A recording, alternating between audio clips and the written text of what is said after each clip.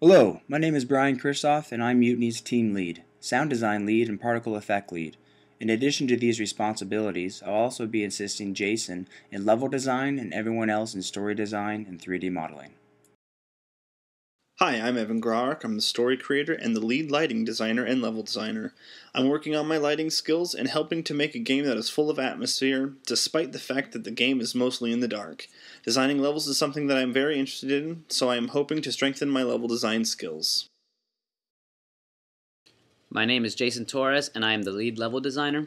As the level designer, I will design gameplay elements, create scripted events, and be responsible for taking assets and assembling them into a unique environment based on the design document.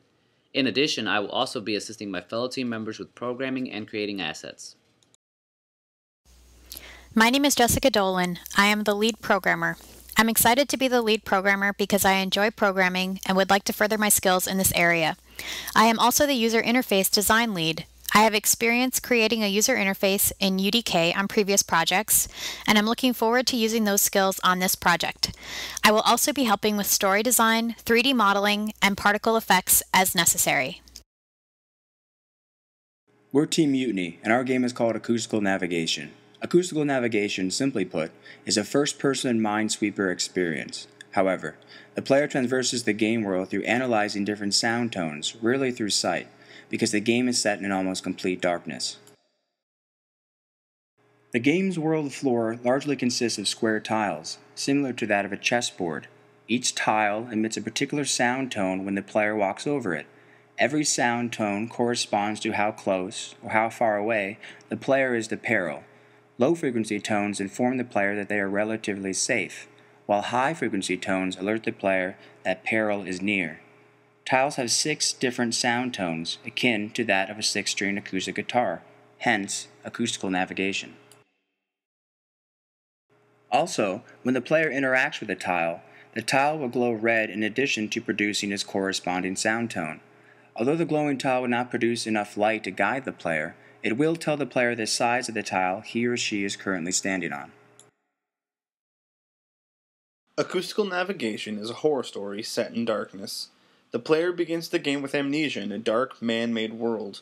As the player completes each level, the story is slowly revealed to the player. The story revolves around the murder of a blind little girl. Her father is overwhelmed with grief. Will the authorities ever find the murderer? What should they do with him when they do find him? Can the murderer be forgiven, or is there a way to make him pay for everything that has happened? These are the questions the player will be asking as snippets of the story are revealed to the player.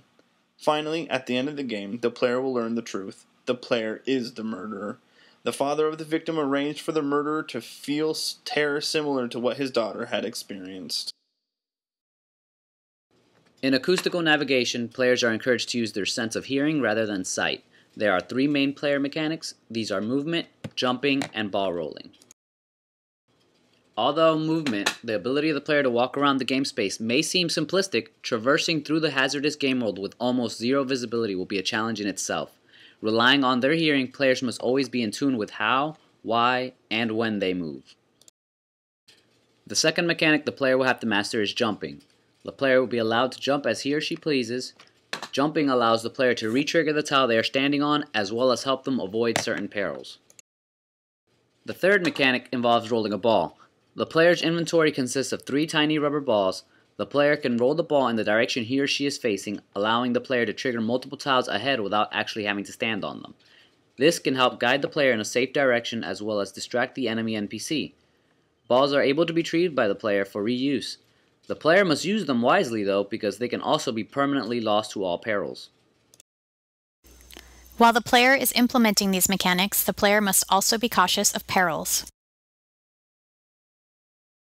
The first peril is the pitfall. There will be several grid spaces in each level that do not contain tiles. Instead, there will be a pit that the player can fall through.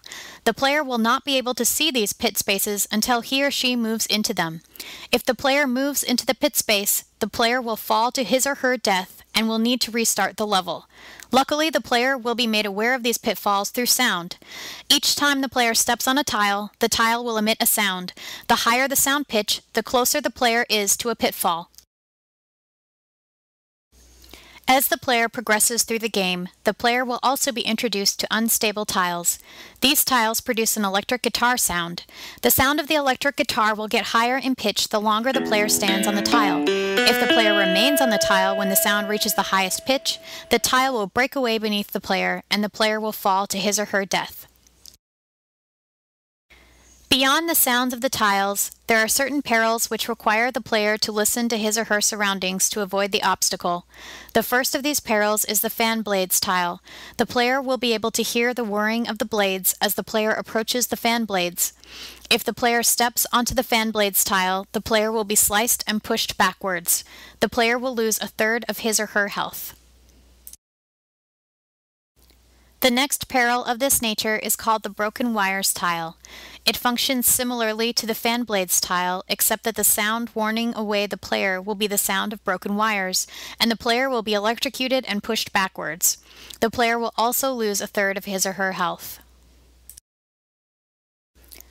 Once the player is accustomed to these stationary perils, the player will be introduced to the moving fan blades peril.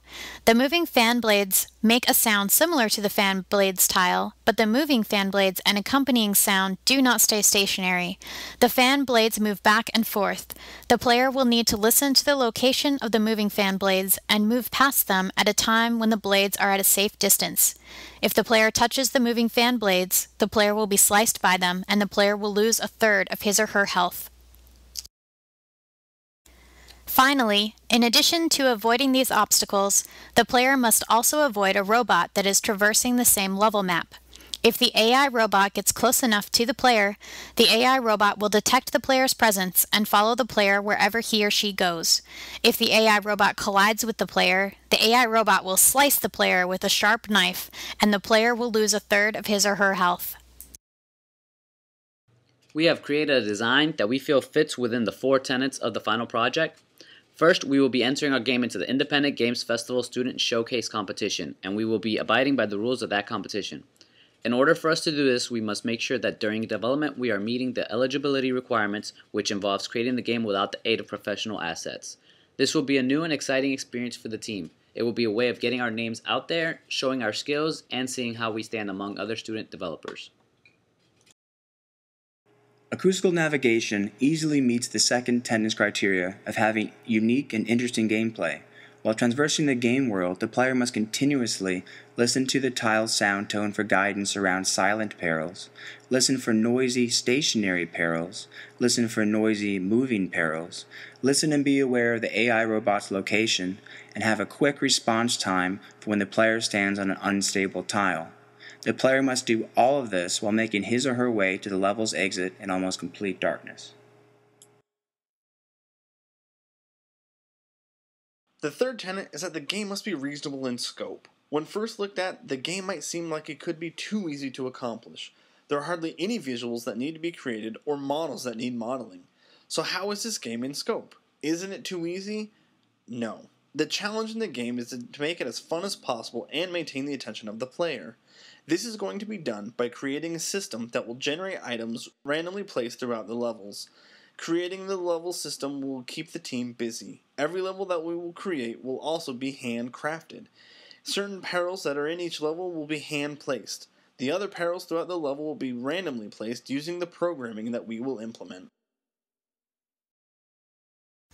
The final tenet is to create a game that will have time for polish.